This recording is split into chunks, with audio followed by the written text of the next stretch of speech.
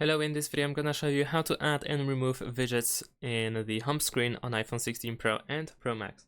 In order to add a widget, all you need to do is press and hold your finger on an empty space in the home screen in order to open the edit mode, and then press edit in the top left corner and you will find add widget.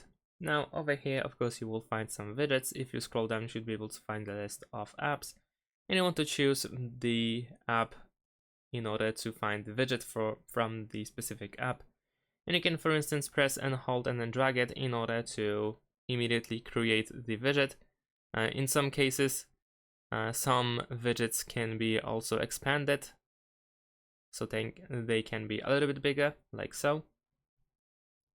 And you can also just press the add widget button as well. So if you do that, then they will be just added to the first empty slot.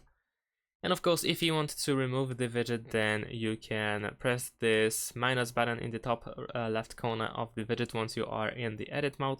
So if you tap on it, then you can remove it like so. And if you press done, then of course you will apply all these changes. Now, you can also press and hold your finger on the widget itself in order to find the option to remove widget as well. And that's it. Thanks for watching, leave a like and subscribe to my channel, and see you in my next videos. Bye!